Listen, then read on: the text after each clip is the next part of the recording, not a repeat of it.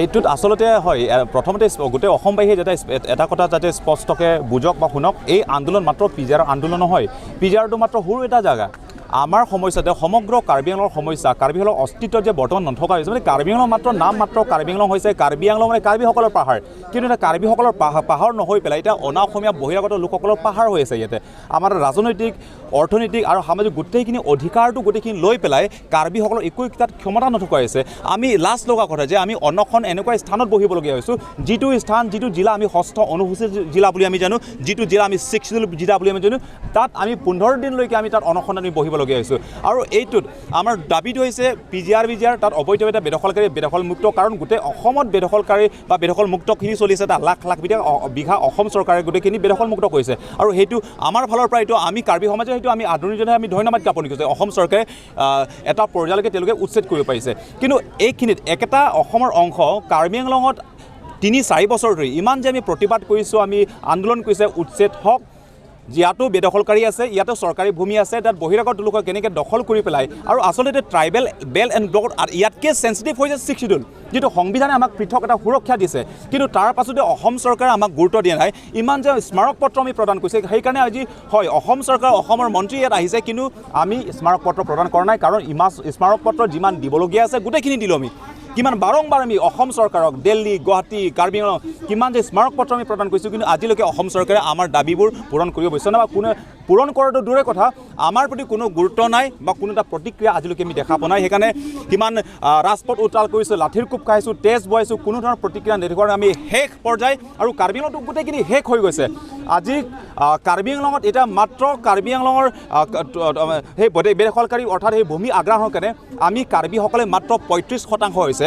ত্ৰিপুৰাৰ দৰে একেটাই ত্ৰিপুৰা হৈ আছে, একেটা কাৰ্বি আংলং একে অৱস্থাটো নথকা হৈছে গোটেইখিনি। গোটেই অসমবাসী সেই কথাটো কমায়, কিন্তু এই গোটেইটো বিষয়টো লৈ কেতিয়াও অসম চৰকাৰে গুৰুত্ব দিয়া নাই বা গুৰুত্ব দিব বিচৰা নাই, আমাৰ সমস্যাবোৰ বুজিব চেষ্টা কৰা নাই আৰু পূৰণ কৰিব বিচৰা নাই। সেইকাৰণে শেষ পৰ্যায় অন্নখনত আহিছোঁ। অন্নখনত আমি কাৰণ যিমানখিনি আন্দোলন কৰাৰ যিমানখিনি প্ৰক্ৰিয়া আছে, যিমানখিনি ফৰ্ম আছে, ডেম'ক্ৰেটিক যিটো মুভমেণ্ট যিটো ফৰ্ম আছে, গোটেইখিনি আমি কৰিলোঁ। আৰু সেইকাৰণে আমি শেষ পৰ্যায় নিজৰ প্ৰাণটো আমি আহুতি দিয়াৰ কাৰণে আমি সাজু আছোঁ।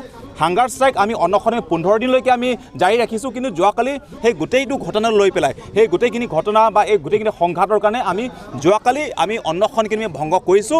আৰু অসম চৰকাৰে আমাক প্ৰতিশ্ৰুতি দিছে যে অতি শীঘ্ৰে কাৰ্বি আংলঙৰ তুলিৰাম মহাঙৰ চৰকাৰ, অৰ্থাৎ তুলিৰাম মহাঙৰ নেতৃত্বৰ যিটো চৰকাৰ, অসম চৰকাৰ, হিমন্ত বিশ্ব শৰ্মাৰ চৰকাৰ আৰু কাৰ্বি আংলঙৰ যিটো আমাৰ সাধাৰণ ৰাইজ, আমাৰ লগত এটা বৈঠক হ'ব, আলোচনা হ'ব। আৰু এইখিনি বৈঠকত আলোচনাত সেই সমগ্ৰ সমস্যাবোৰ যদি সমাধান নহয়, কিন্তু আকৌ আজি আমি 9জন আছোঁ আন্দোলনত, আৰু আগন্তুক দিনক আমি হাজাৰ মানুহ গোট খাই পেলাই আমি আন্দোলন কৰিব গৈ আছোঁ।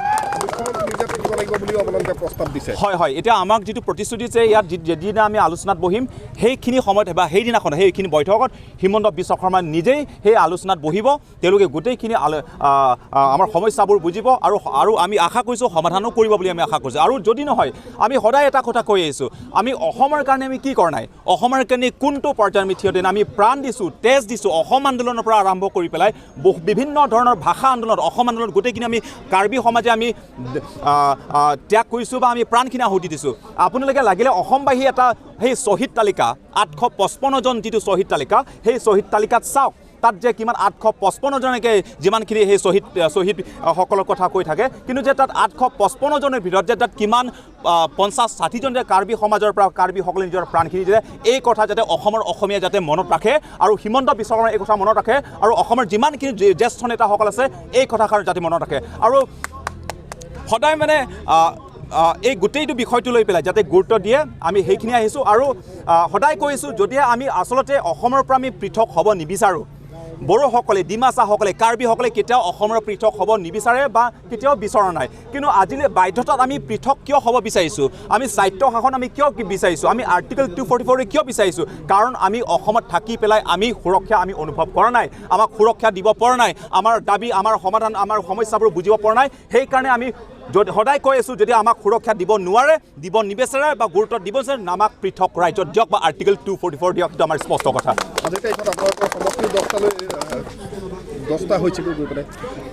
নাই, আমাৰ কাৰ্বি আংলঙত গোটেই 26টা সমষ্টি আছে। এই 26টা সমষ্টিত মূলতে আমাৰ কাৰ্বি আংলঙত যিটো 1990s 30-40 বছৰৰ আগত কাৰ্বি আংলঙত আমি কাৰ্বিসকলৰ জনসংখ্যা প্ৰায় 70-80% আছে কিন্তু এতিয়া 2011 অৰ্থাৎ এতিয়া সেন্সাস হ'ব বৰ্তমান সময়ত কাৰ্বিসকলৰ আমাৰ জনসংখ্যা আছে মাত্ৰ 35%। এটা এইখিনি ক্ষেত্ৰত আমি কাৰ্বিৰ স্থানত যদি অন্য জাতি থাকিলেহেঁতেন কি কৰিলেহেঁতেন অৱশ্যে আমি বৰ্তমান যি কৰিছোঁ যেনেকৈ যুঁজি আছোঁ সেই একেটাই যুঁজিবলগীয়া হয়। কাৰ্বি আংলঙত টোটেল 26টা সমষ্টি আছে সেই 26টা সমষ্টিত মাত্ৰ 10খনমান সমষ্টিতে কাৰ্বিসকলৰ হাতত পৰিছে বাকী 16খন সমষ্টি গোটেইখিনি বহিৰাগত অনাসমীয়াৰ হাতত গোটেইখিনি গৈ পৰিছে। সেইকাৰণে এই গোটেইটো বিষয়টোলৈ যিহেতু হয় কাৰ্বি আংলং স্বায়ত্তশাসিত হৈছে আমাক পৃথক এটা সুৰক্ষা দিয়া বা অৰ্থাৎ আমাৰ নিজাববীয়া এটা ক্ষমতা আছে এইটো আমি বুজিছোঁ কিন্তু সেইখিনিত যিয়ে নহওক আমি অসমৰ ভিতৰত আছোঁ অসমক বৰ অসম কৰি তোলাৰ কাৰণে আমি অসমৰ লগতে আমি থিয় দি আহিছোঁ তাত ক'ৰবাত অসম হৈছে কাৰ্বি আংলং বা কাৰ্বি সমাজৰ গাৰ্জেন। তেনেহ'লে আজি হিমন্ত বিশ্ব শৰ্মাৰ যিটো চৰকাৰে জাতি মাটি ভেটিৰ বুলি কৈ চিঞৰি তেওঁলোকে শাসনত আহিল আজি এই চৰকাৰ ক'ত যিটো চৰকাৰে খিলঞ্জীয়াৰ কথা কৈ শাসনত আহিল আজি এই চৰকাৰ ক'ত য'ত নেকি আমি অন্নখন 15 দিন লাগে নেকি অসম চৰকাৰৰ দৃষ্টিত মানে সেই পৰিবৰ কাৰণে সদায় আমাৰ প্ৰতি সেই সমদৃষ্টি আমি দেখা নাই। সেইকাৰণে আমি যাতে এই কথা তেওঁলোকে এটা গভীৰভাৱে অকণমান গুৰুত্ব দিয়ে সেইকাৰণে আমি ইয়াত আহিছোঁ আৰু অসম চৰকাৰে যাতে আমি দেখি আছোঁ যে অসমত আজি অসমৰ অসমীয়া সদায় কৈ থাকে যে কাৰ্বিসকলে নিজক অসমীয়া কিয় নকয় ডিমা হাছাসকলে নিজক অসমীয়া কিয় নকয় বড়োসকলে নিজক অসমীয়া কিয় অসমৰ অসমীয়া বুলি কোৱাৰ কাৰণে জনগোষ্ঠীয় লোকসকলে কাৰণে যাতে অসমৰ জ্যেষ্ঠ নগৰ আমাৰ প্ৰতি কিবা এটা সমদৃষ্টি ৰাখক কিবা এটা চিন্তা কৰক আমাৰ সমস্যা আমাৰ সংস্কৃতি আমাৰ গোটেইখিনি নিজৰ প্ৰাপ্য অধিকাৰ পৰা আৰম্ভ যিমান কলা সংস্কৃতি গোটেইখিনি ক্ষেত্ৰত গুৰুত্ব দিয়ক আমি কেনেকৈ যে বসবাস কৰোঁ আমাৰ সেই স্থিৰতা আমাৰ সেই অস্তিত্বৰ অকণমান কিবা কৰক। এতিয়া যোৱাবাৰ অৰিয়েল টিমং মেঘালয় সীমান্তৰ যিটো সীমা তাত অৰিয়েল টিমং এজনৰ প্ৰাণ হেৰুৱাবলগীয়া আছে সেই অসম আৰু মেঘালয় সীমান্তত কিন্তু আজি অসমৰ কোনো এজন জ্যেষ্ঠ নেতাই না তালৈকে গৈছে না কোনো এটা প্ৰতিক্ৰিয়া দেখুৱাইছে সেইটো লজ্জিত কথা।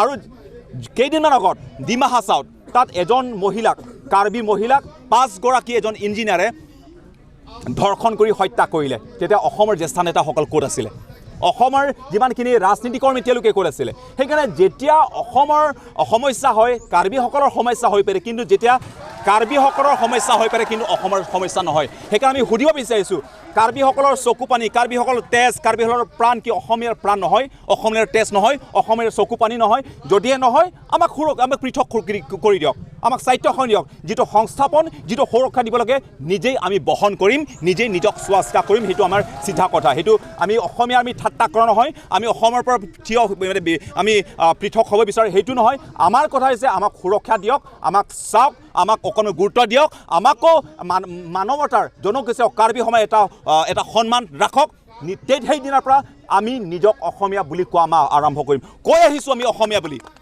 কাৰ্বি সমাজে অসমীয়া আমি অসমীয়া নহওঁ দুখীয়া বুলি কৈ আছোঁ অসমীয়াৰ অস্তিত্বৰ বিষয়টো লৈ পেলাই অসমীয়া সদায় কৈ আহিছোঁ আজিৰ অসমীয়া নিজক অসম ৰহাতলৈ যাব বুলি এই কথাষাৰো কৈ আহিছোঁ কিন্তু আমি মাত্ৰ আমিহে কৈ আছোঁ কিন্তু আজি অসমৰ অসমীয়া ক'ত এইবোৰ কথা সেই গোটেইটো বিষয়টো লৈ পেলাই আমি আহিছোঁ। গোটেই দাবীটো হৈছে অবৈধভাৱে পাট্টা গ্ৰহণ কৰা অবৈধভাৱে আপোনাৰ ট্ৰেডিং লাইচেঞ্চ গ্ৰহণ কৰা অবৈধভাৱে গোটেইখিনি বেদখলকাৰী স্কুলৰ মাটি আছে কলেজৰ মাটি আছে এগ্ৰিকালচাৰৰ মাটি আছে চেৰিকালচাৰৰ মাটি আছে ইৰিগেশ্যনৰ মাটি আছে ঠায়ে বহুতখিনি তেনেকুৱা বেদখলকাৰীৰ কাৰণে আমি গোটেই কাৰ্বিঙত এতিয়া আমি মাইনৰিটি হৈ পেলাই এটি কাৰ্বি ভূমি হৈ থকা নাই সেইটো আমাৰ গোটেইখিনি হয় সমগ্ৰ দাবীটো লৈ পেলাই আমি আন্দোলন কৰিছোঁ সেইটো।